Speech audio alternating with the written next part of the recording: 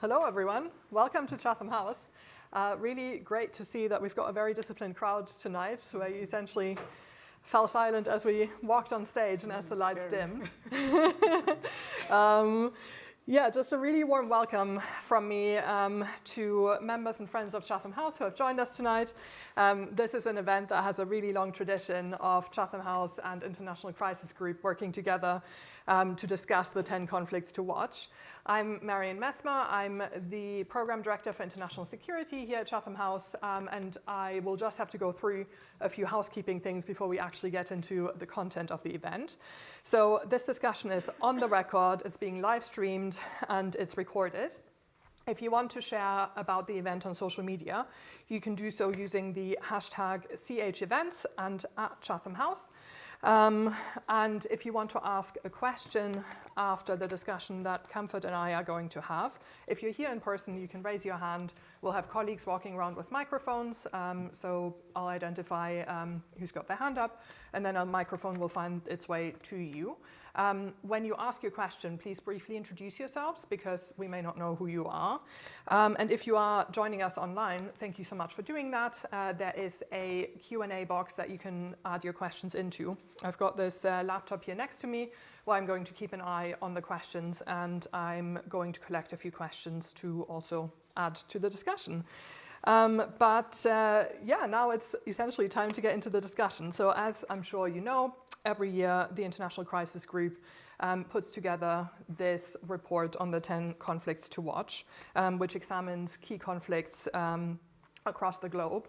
And this event has a really long tradition, and I'm really glad to be able to welcome Dr. Comfort Ero, who is the President and CEO of the International Crisis Group, to discuss the report and to discuss the most pressing wars and crises that we can expect to see over 2026. So, Comfort, to start us off, could you tell us a bit about the methodology that underpins the report? How did you determine those 10 conflicts? And essentially, how do you choose what makes the cut and what doesn't? Thank you, and thank you also to Chatham House for hosting us every year. And despite everything, Happy New Year. On a personal level to all of you, despite the state of the world. I mean, it's a good question because a number of people often ask us why certain countries are not on and why certain countries are on.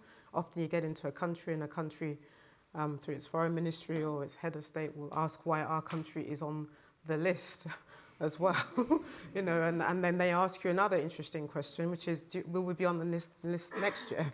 And I say I'm not going to give the list answer away as well. But there's no science behind it. It's not a predictive tool. Crisis Group doesn't do crystal ball gazing. It is a list of 10 conflicts to watch. We're not making any predictions about those conflicts. And it's not just about the deadliest conflict, although those countries could be easily labelled that. But it's a way also to set the agenda for the year. Certainly when you look at the introduction, for example, the two themes in the introduction that help underpin everything else is around peacemaking and spheres of influence as well. And then in a sense, it is a conversation with our analysts.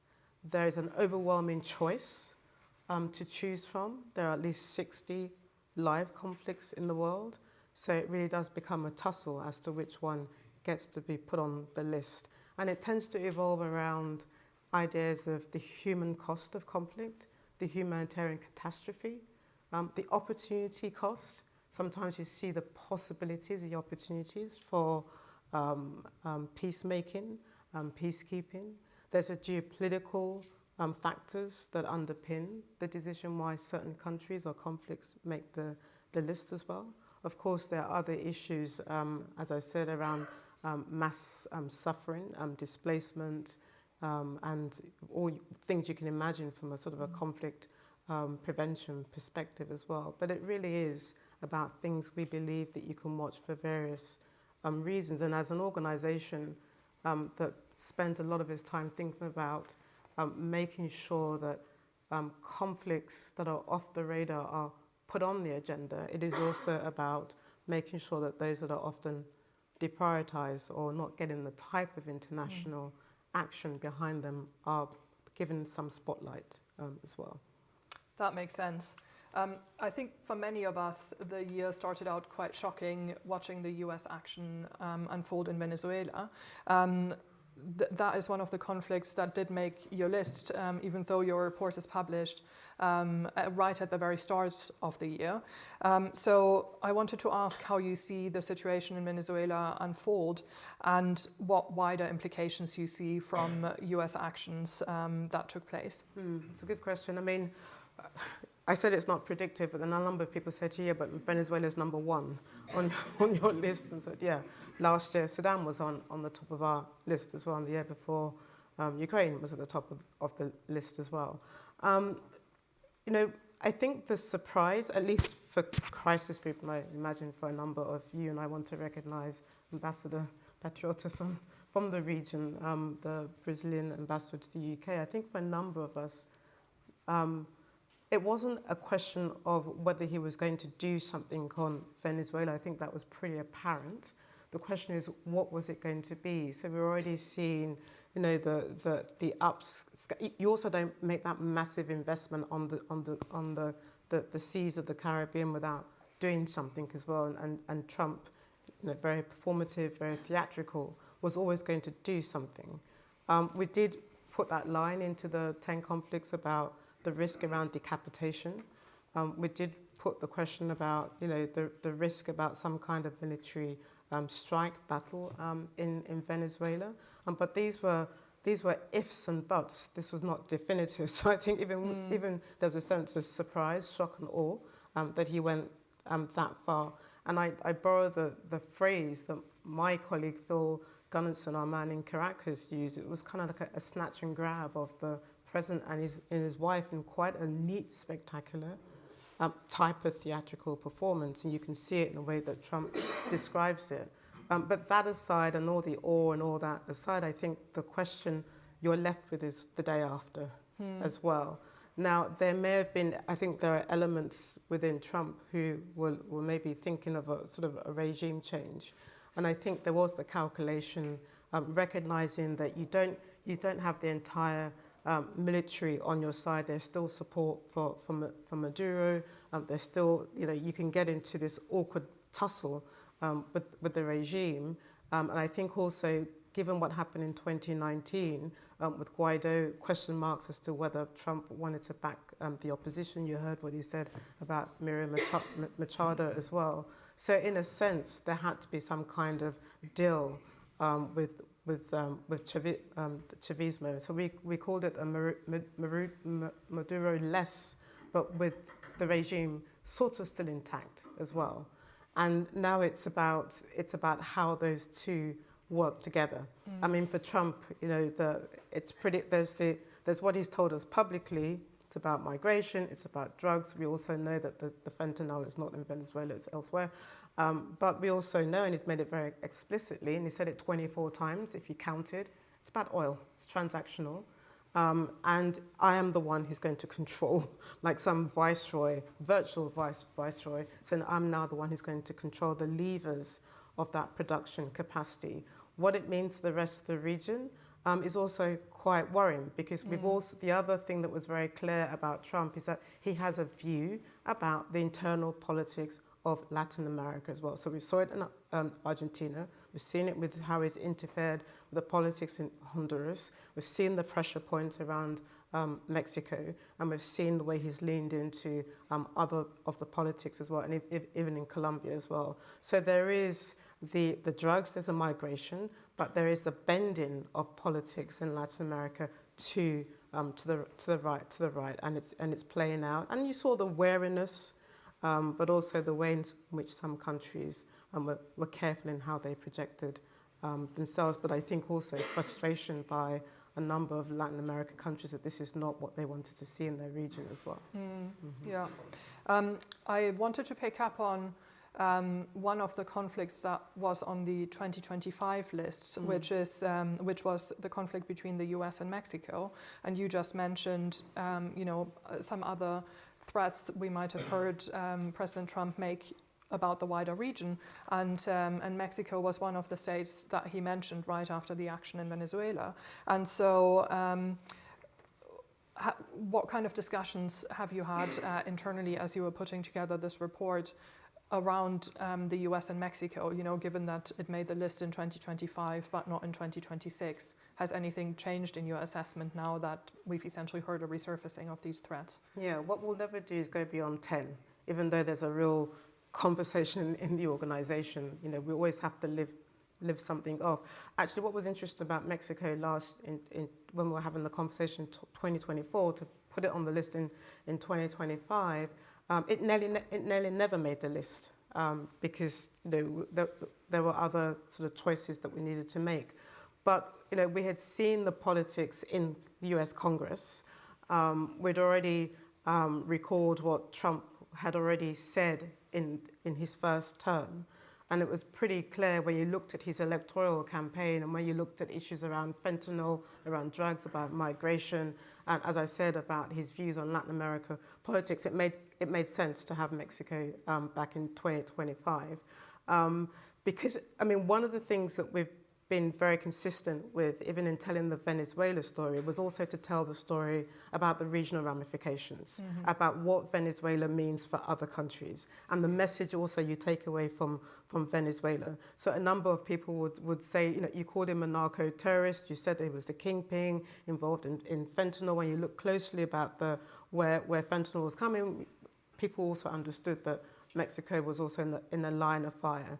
And Mexico itself, Sheinbaum has been very careful, very smart in how she has handled President Trump, facing extreme pressure, but also a president that also gives her the respect as well.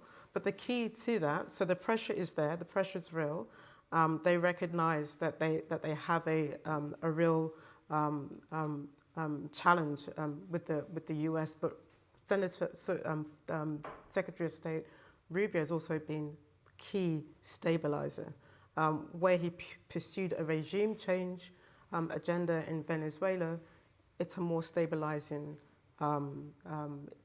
position that he's adopted. And also, when I was there, certainly in Mexico in November, and you listen to various government officials, they recognize the pressure, but they also tell you quite candidly about the security implementation strategy that they're pursuing with the US. They have done, as a result of the pressure from Trump, they have done a number of things: deployment on the borders, handing over, extraditing some key sort of narco drug dealers over to the US to face prosecution, and trying to deal with those issues. But she faces a delicate balancing act in terms of not giving up sovereignty at home, but also making sure that she also responds to the US. And quite frankly, unlike Venezuela, Mexico's choice really at the end of the day is really the US, its biggest trading partner. It doesn't have those choices that Venezuela had with sort of China and Russia, though neither country came in to save Maduro at the same time. Yeah. You already mentioned that there are essentially two key themes in the report. One is around peacemaking in an era of spheres of influence, which you also recently wrote about in an essay in Time magazine, in case people are interested in reading a little more about that. And then, of course, the John Roe Doctrine. Could you expand a little more on these? Yeah, I mean, look, we are all students of international relations and international peace and security, and we have our director of policy here, and I was actually having a conversation with him because at the start of last year, Ivan said to me, it's going to be about spheres of influence, Western Hemisphere. Everything that Trump is projecting is about control of my backyard. But international relations has always been about some kind of regional spheres of influence as well. Every regional hegemon wants to claim that they are the shapers and the makers of their region. So that was already baked into international relations. This is of a different order, because here you have a leader who makes it very clear, and with his own staff, Stephen Miller, makes it very clear, this is our backyard. We dictate the terms and conditions. We will grab a president. We will seek to bend the politics of a region. We will neutralize non-hemispheric rivals. It's about compliance on the one hand, and if you don't comply, we coerce. And that is, and Venezuela is, if you're looking for the poster child of the beginnings of what you saw outlined in the national security strategy, the best guideline that you could have in terms of where Trump is headed to, although he gets to change the prerogative, he gets to change his mind at any time, but it's all described in there. And so, and it's highly, as I said, transactional. So, Venezuela gives you the framing and the model as well. Now, and then you get the more expansionist agenda. For Trump, he's been very intoxicated by what he's managed to achieve so far in Venezuela. It's not over yet, but he's intoxicated, and that success, and he gets to define the success. The matrix of success is shaped and defined by Trump. He pulls out if he feels it's not going to go away, and he'll find a way in which to explain it and still be successful as well. So you look at that and you begin to understand the musings a year ago, but now even real, around Greenland. He's already told us about the reannexation of the Panama Canal. He's already told us about the menacing around Canada, and then you get Greenland in the mix. But it's also a clear message to Russia and China: stay in your lane. This is our lane, and you're not welcome. I think the key issue for Crisis Group in terms of conflict prevention and warning and looking sort of where the next great contestation looks like is not. Yes, there's no big surprise, although I think for Europe, this is pretty existential, and we can talk about that in more detail. I think the big question for Putin and Xi Jinping is, what does the spheres of influence mean in our backyard vis-a-vis America? And where does your spheres of influence end? And where does it bump against our interests as well? So for Putin, what does that mean in the near abroad? And in parts of Europe, and for Xi Jinping, of course, it's around Taiwan, it's around the China Sea, it's from Japan to the Philippines to Borneo, and you could see, I think, Trump hasn't completely figured it out on China, and on Asia, one could argue slightly the weak link on there, but in Europe, this is quite a real problem, especially. With the Greenland, and the question is whether you take him seriously or whether this is just negotiating tactics, and then we begin to find out where we all land on this as well. And of course, it's not really in the interest of the majority of states internationally to have three countries divvy up the globe in spheres of interest. So, and I don't talk about the other countries who also have a very clear view of their own regions. So if you break it down into Latin America, you see Brazil has a very clear understanding of the rules of the game within the region. You've got it also with the Gulf countries. You've got it with Turkey and things like that. Again, what is really worrying is not that there hasn't been an understanding about the balance of power, and in a sense, the old classic version of the balance of spheres of influence had an understanding built in it about balance of powers and about an understanding between other countries. But what do you do today in the 21st century when gunboat diplomacy is back, and with quite a vengeance as well? What do you do also when the President of the United States makes it very clear that might is right?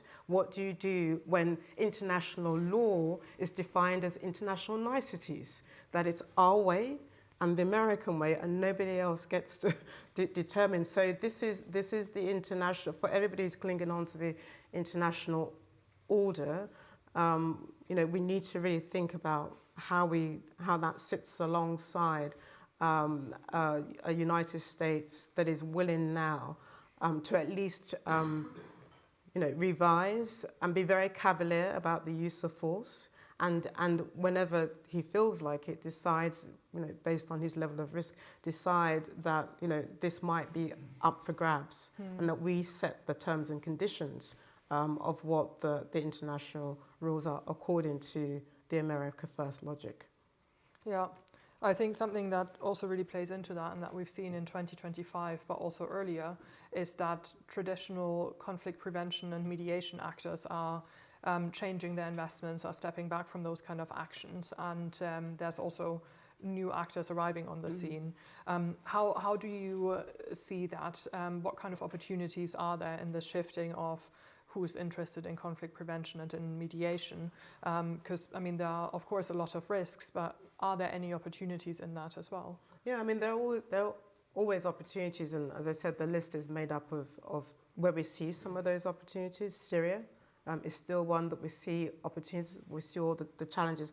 I will say one thing, the headline at the start of this year, also because it's been shaped by Venezuela and now Greenland, especially within the European sphere as well, is that we shouldn't get too, it's an interesting conundrum, except if you're Denmark at the moment.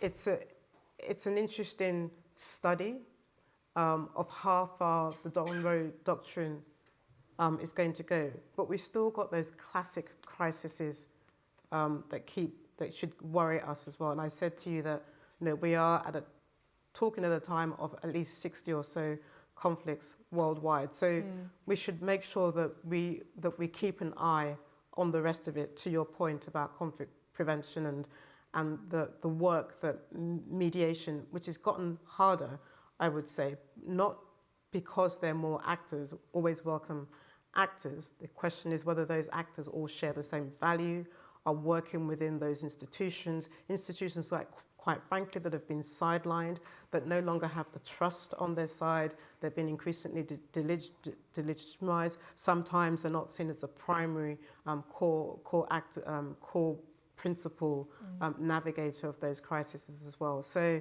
the approach to peacemaking that we would have all been familiar with, I think we've got to get out of the business as usual mode and recognize what is happening in front of us. So it's private diplomacy, it's state-led diplomacy, different constitutions of actors. Trump himself sees himself as the president for peace. Rubio declared it. Also, when he came up to give his own speech on Venezuela the day after the capture, he defines himself as the president of diplomacy, and he shapes the terms and, again, the references of those peacemaking. But in the end, it's not really peacemaking. It's about deals.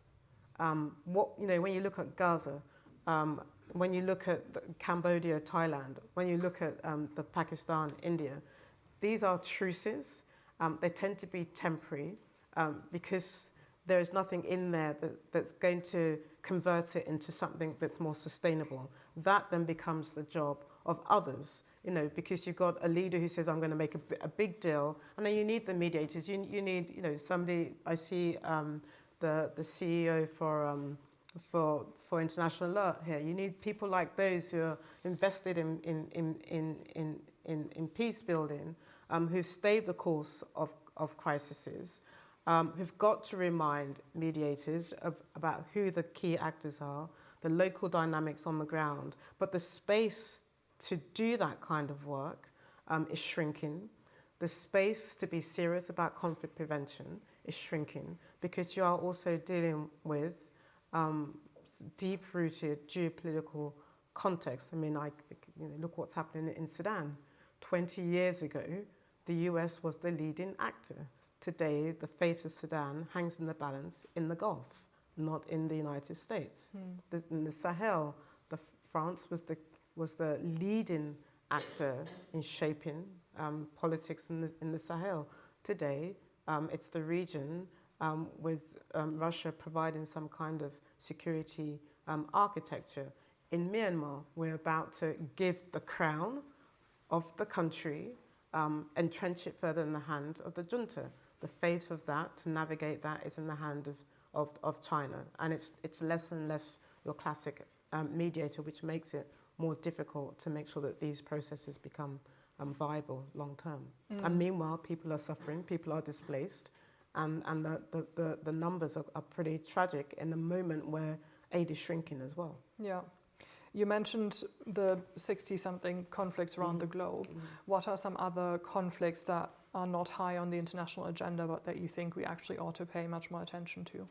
I mean, look, the bandwidth of Europe, Europe for a long time was seen as, the one of the leading players for conflict prevention. And here is now a region that is having to deal with a war in its backyard.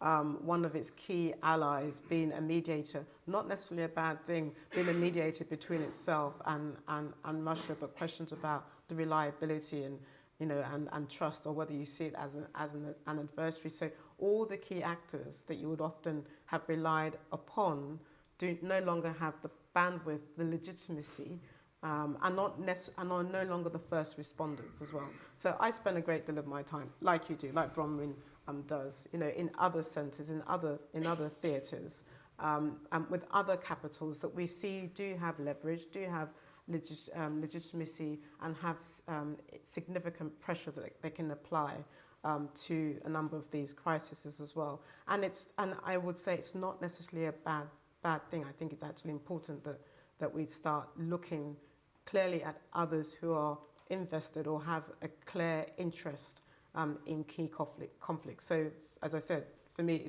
it's Sudan when it comes it's the Gulf region when it comes to Sudan.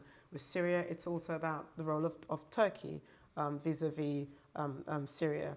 When you're looking for Haiti, it's the region, it's Brazil, it's CARICOM, but it's Canada, who are also going to be key to helping to shape and define what a political agenda is. That is not necessarily a bad thing.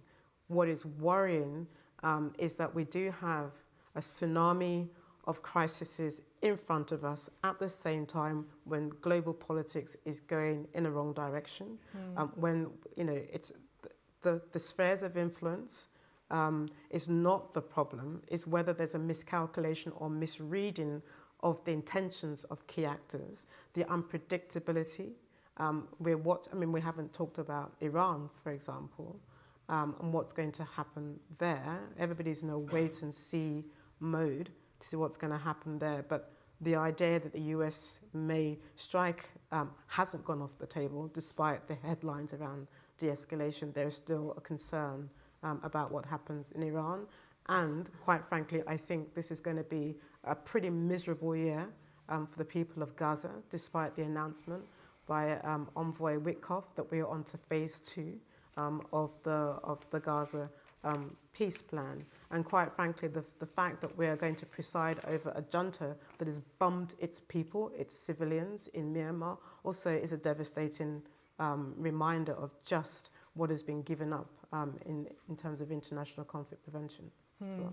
Yeah, I think you're right, unfortunately, that 2026 is going to be a pretty difficult year for the people in Gaza and in many conflicts. You've mentioned the conflict in Sudan a few times. Would you like us to say a little more about how you see the prospects of finding a diplomatic solution there, given that there are so many different actors involved? Well, first, I think we should congratulate Chatham House for even recognising the Sudanese emergency response grouping as well, in terms of a grouping that has been very innovative about how to get aid to its people. So, we should recognise your role in trying to put a spotlight on Sudan.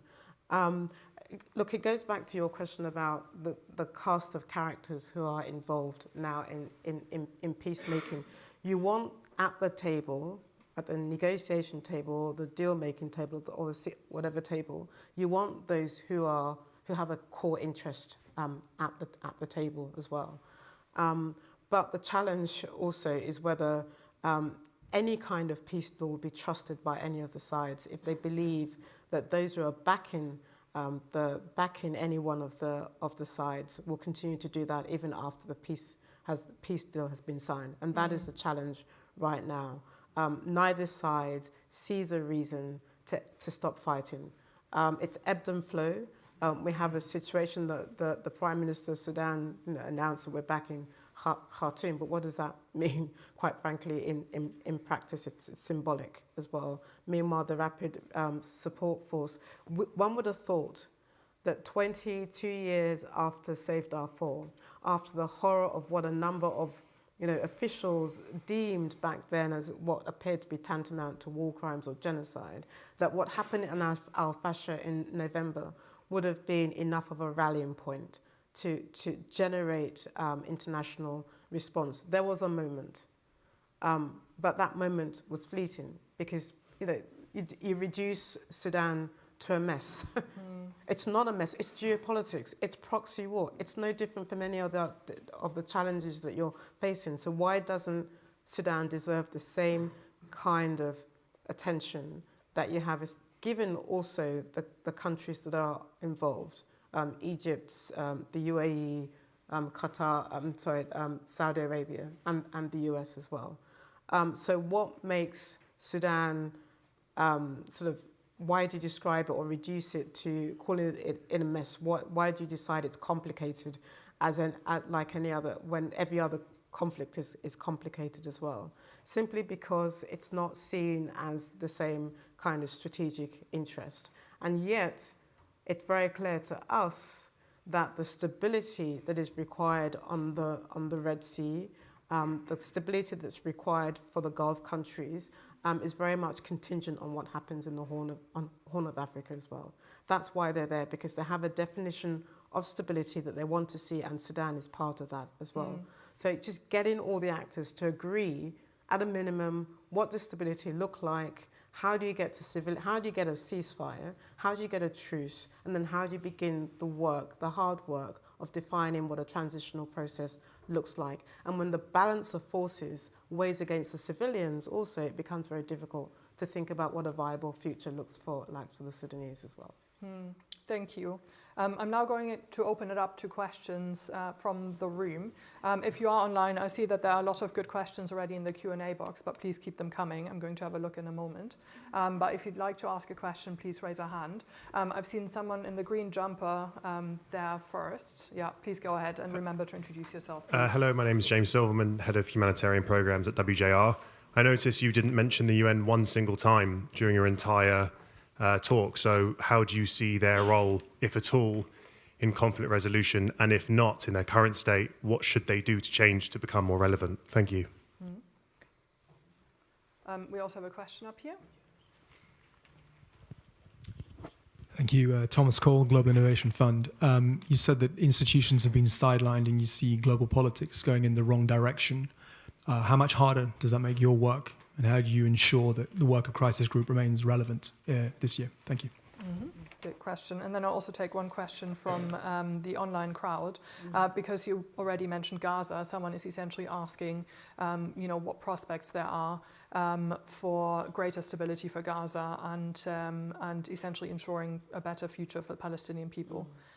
So we've got the role of UN, we've got relevance of international organizations, and we've got the future of Gaza. Yeah. I talked about international institutions, and in by default, that's the UN. Look, this is, I think even the UN officials will tell you that their job is going to get harder. I mean, I leave the funding aside. That's always a perennial problem. The UN has two challenges, and it happens to also be the year in which we're going to be selecting a new Secretary General. Two challenges. One is it's increasingly sidelined by its core member states. Not all member states. I think there are a group of like-minded, important geographical players, countries that still believe in the idea of an international rules-based order. Small states, some of the so-called middle powers, although I do agree with Ambassador Patriota that we shouldn't necessarily label them as sort of middle powers, but recognizing their regional sort of heft as they are. But increasingly the Security Council has been dysfunctional. Even the members of the P5 do more harm to the UN as an institution, and they marginalize it. But oftentimes the UN itself marginalizes itself and doesn't play or use its political capital or use its good offices in a meaningful way. But also we have seen the effort to crush, delegitimize core institutions of the UN, like when you look at what's happening with UNRWA, for example, and the effort to delegitimize it and to extend to it labels that are not true to the mandate or the mission that it's trying to pursue. But you also see in certain conflicts, I've mentioned Sudan, I could mention other places where the UN officials, staff are caught in that humanitarian space and are kidnapped, taken hostage, and they have to negotiate their way through very difficult front lines as well. So it's an institution that is under a lot of stress, no more graver than before. The difference this time is when one of the key architects of the UN seeks to undermine it and seeks to delegitimize it, then I think it becomes existential. Having said that, they did take the resolution to the Security Council. And yes, it wasn't a perfect, in relation to Gaza, and yet it wasn't a perfect resolution, and lots of flaws, but nonetheless, they took the debate into the Security Council. So there was a recognition that you wanted to get international buy-in to the Trump plan as well. And I'm going to use that to just dive straight into Gaza before coming to this last question as well. As I said, this is going to be a pretty bleak year for Gaza to the question that was asked online. The occupation is on speed dial, and I would add that the West Bank to that. Witkoff has just announced that we've moved from phase 1, which is focused on the humanitarian question, and also focused on bringing back all the hostages, including, unfortunately, those who had died while they were in Gaza as well. Now we're moving to the most contentious aspect, phase 2. We were in Doha when there were questions that were being asked about, whether there was going to be any seriousness to get to phase 2, and those who invested in that were very clear that they wanted to make sure that they got to the tougher questions about governance, about making sure the Board of Peace comes into establishment. We expect it, at least that's what we've been told by the US, that there'll be some kind of announcement of the Peace Board and who's going to preside over that with President Trump. We're still waiting for the various people that are going to be there. But you may also get into a situation where the status quo still holds, where there's deeper occupation into the part that's controlled by Israel, and then Hamas controls the little parts of what's left. Then you've got the militia tussles within that part of the strip as well. And the human suffering will continue. I should also say that in the shadow of this, of course, is the elections for Prime Minister Netanyahu in June as well. And in that mix then becomes the wider question of what is going on in the region, with Iran. Will give him some degree of domestic legitimacy that allows him to continue with what he's doing in Gaza. Then you've got the question about the fate of Lebanon, and will he go for the sort of finished business in Hezbollah? Again, it goes back to the bleakness of Gaza. So Gaza's fate also hangs in the balance in relation to what Israel does, both within the region, domestic politics, but also the ability to really get a meaningful phase 2 around demilitarization. That's going to be hard. And then we have to talk about who's going to be part of the composition for the International Stabilization Force. As for Crisis Group and our future, but also those that are working, in this space. I mean, in the 30 years of the Crisis Group, this is probably the worst in terms of international peace and security as well. I mean, our job is to warn early, think early, and try to craft what the political will can look like, talk to all sides, and try to think through a through line. The job is no harder, but it's become more compelling. You continue to look for opportunities. You continue to look for avenues. It's not linear. Sometimes we're ahead of the curve in our thinking, and sometimes you're able to think through what at least you can do today, and leave the more difficult tasks for today, for tomorrow. But there's no shortage of choices before us, unfortunately. As I said, I'm talking to you at a moment where more than 60 conflicts worldwide. All our analysts, from Venezuela right through to Taipei, all of them on the field and trying to work out, what are the opportunities, and also we are in the end we're realistic, but we're also pragmatic as well. So we're going to try and find a through line on the politics, but engage with the politics, and it's messy. In the end, you're dealing with ugly peace processes. There's no, as much as I may have an ideal, I park that in the door and deal with the reality that's in front of us as well. Thank you. We have loads more questions in the room and online. We had a hand over there in the second row from the front, in a green velvet jacket. Thank you. Thank you, Dr. Comfort. Judel Harthy from the Chatham House Academy Leadership Program. So looking at the list of these 10 conflicts, I'm just curious if you've observed a common thread across these crises, as you said, whether it's lack of rule of law, conflicting interest. What do you see at the heart of these, as you said, the most major modern day crises we're witnessing? Thank you. Thanks. Yeah. And then we had a question in the middle here, red shirt, blue jacket. Thanks. Thank you, Nick Westcott at SOAS.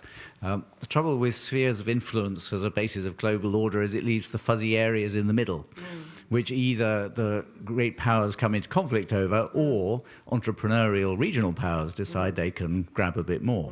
I want to ask about Somalia. You've mentioned Sudan, you have Ethiopia, Eritrea on your list, but the highest risk at the moment appears to be that Somalia is going to disintegrate again into another proxy conflict, and that could ignite the whole of the Horn, which seems to me one of these perhaps fuzzy areas that is at high risk of conflict.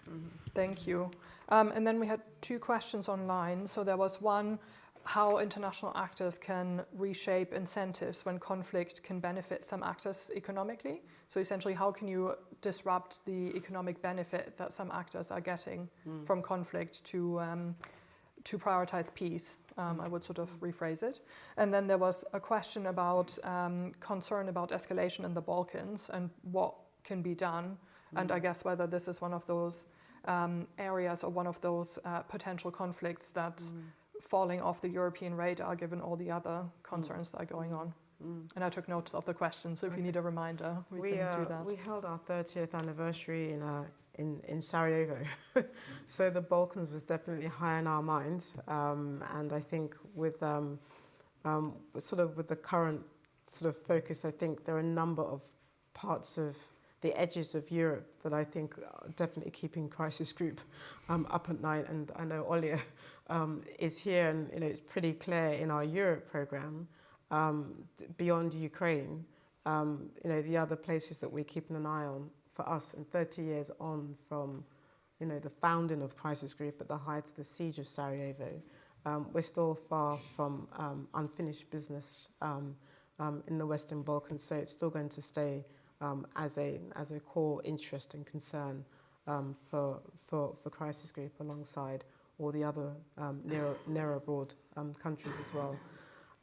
Nick, I thought you were going to make a case for why Somalia was left off our list. What I will say also is that we put out another list every year that sits alongside the 10 conflicts, the Africa priority list. Normally we tie it to the Africa Union, and when our colleague at the back was asking about the UN, the other multilateral institution that I think we are gravely concerned about is the African Union. You know, Somaliland has also added to the anxiety as to what's going to happen with Somalia. And then the great power competition is also now complicating politics in Somalia. And, you know, it's not just the Don Rowe version of spheres of influence that exists. I think there are a number of countries who see the Horn of Africa as part of their orbit in terms of the spheres of influence. And Somalia is unfortunately part of that as well. So I do worry that, again, the old classic issues, Nick, that you were dealing with when you were the managing director, you know, and the Africa director at the EU haven't gone away, which is the tensions between the federal states and Mogadishu, which is the fact that you can't really think through what a federal solution looks like, and then which is partly that Somalia has been carved out by the various interests of those on the other side of the Gulf. And then on top of that, you've got the views and the interest of its neighbors. Kenya, Ethiopia are part of that. And then you've got, you know, you add what's happening in Yemen and the spike on piracy, and you begin to see that Somalia is, again, going into the wrong direction. So, and it's a Security Council member. And it is under severe pressure from one of the key member states of the Security Council in terms of how it manages its own affairs. I also think it's on the list of countries that is also banned, so I don't know how they continue to conduct their work effectively. But, you know, these are worrying times, especially because Somaliland has now been brought into the mix as part of that tussle between a number of countries linked to the Gulf and linked also to the Abraham Accord normalization of relationships with Israel as well. In terms of the economics of conflict, when you have leaders that have made it very clear that peacemaking is now largely transactional, and the reason why I grab a country is because of the oil, the reason why I'm interested in this mass of land is because of critical minerals, and you've effectively upped the stakes in terms of the economics of a conflict as well. So we are in this curious situation where, having spent a lot of time thinking about how you deal with conflict resources and how you help countries think about economic governance, now you suddenly find in yourself where some of the core mediators or actors engaged in conflicts are not shy in articulating that the reasons why they're interested in a particular country and its conflict is tied to its resource. And when you dangle or when you put trade and tariffs in the mix in terms of trying to use it as an instrument to cajole, to urge, or to get people on side, it does complicate the whole process of peacemaking as well.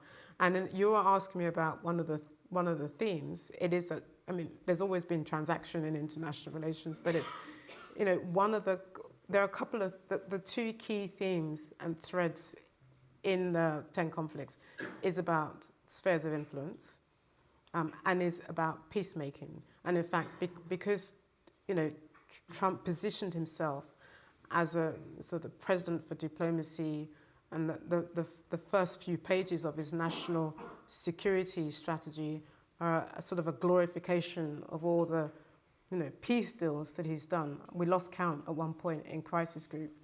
Was it 8? Was it 6? Was it 11?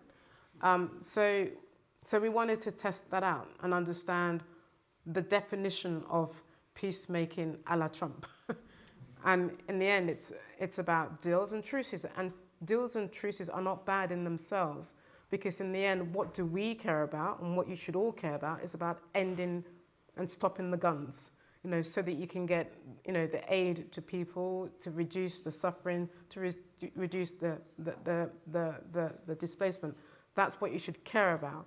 But the next difficult part about the currency conversion, to borrow a term of my colleagues, and converting that truce into a more sustained outcome, so you don't continue to see this burst and recycling, that's the bit that I think we have to judge the process on. And that is one of the themes that comes through in the piece. The other piece that comes through is I think one of the things we're worried about is this normalization of war and this lawlessness and this cavalier approach to, I'm making a bet.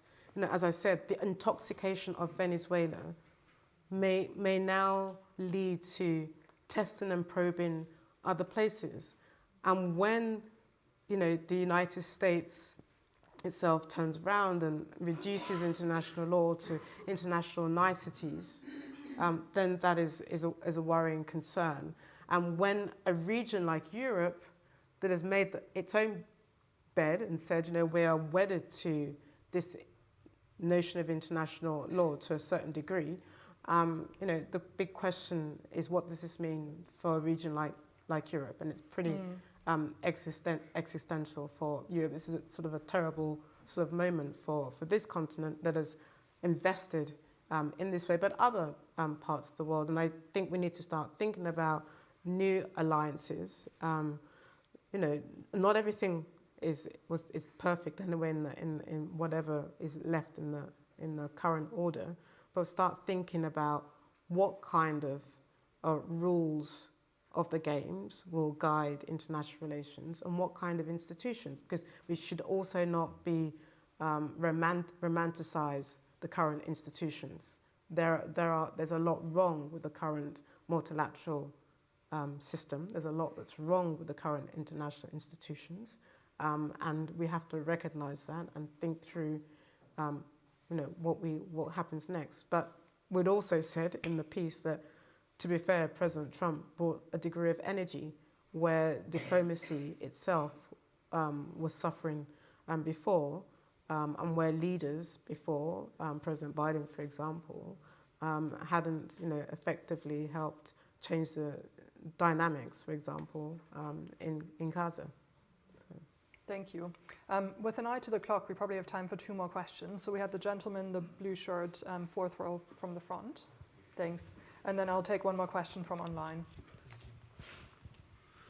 Thank you very much for the amazing speech. My name is Human. I'm a PhD researcher over financial crime with focus on Russia, China, and others. I'm interested in the others. Yes.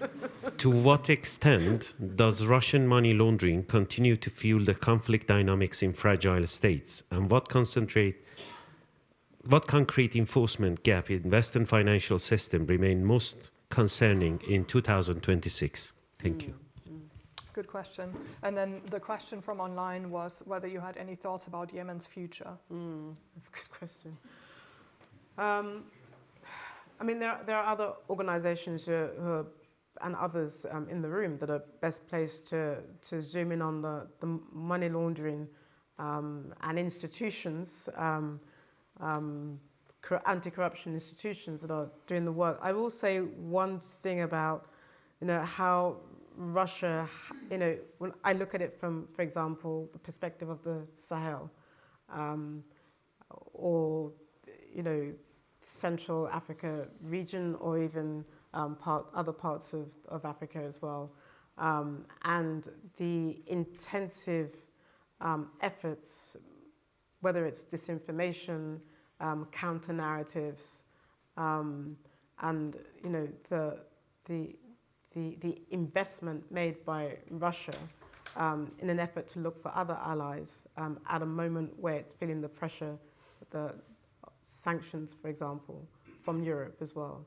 So it's built a strategy to try and build alliances in other places and look for opportunities, especially where the West itself has become increasingly a problem actor, in France, for example, and the effective information campaign that Russia launched that enabled much of what we're seeing now in terms of the Sahelian politics as well. So it's been, it's been effective. It hasn't been about laundering of money. It's been an effective information campaign, but also accompanied by a security umbrella. I'll leave aside the question about the quality of the security umbrella and whether it's been helpful to the Sahelian countries, and I say the same thing for Central African Republic, but also it's also lost out, i.e. Venezuela as well, and to a degree lost out in Syria. So it's also been questionable for Russia as well. On the second, the future of Yemen. Yemen in a sense is tied to Sudan. An interesting theory was developing in November when Crown Prince Mohammed bin Salman, when he went to Washington, he made the ask to President Trump on inserting himself into Sudan, and the UAE was not happy with that. So one school of thought to explain this sudden attack in the south of the Yemen was upset because by the UAE vis-a-vis the way in which the Sudan question and its role was raised there. I mean, Yemen, there is Yemen, but there's also the wider geopolitical tussle between the UAE and Saudi Arabia. And until you address that problem, and until you address who gets to shape the future of the Gulf, and by extension Sudan, then it's going to be hard to get a resolution on Yemen. And I would say the same for Sudan as well. So there is, and we were on the cusp of being able to think through or get back onto the table and begin to think through again what a peace agreement could look like, despite the fragility of Yemen. And of course, the Houthis have been very clear that until they saw a peace agreement on the table, they would continue to bomb Israel, and that has continued as well.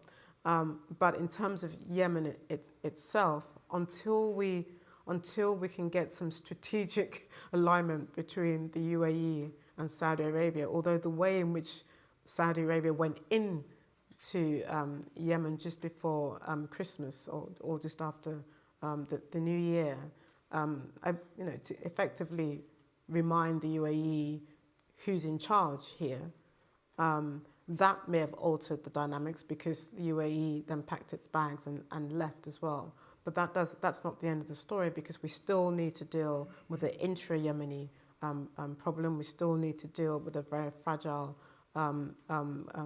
government in the country, and we still need to get to an understanding between Yemen and Saudi Arabia. But the big picture really is between the UAE and Saudi Arabia.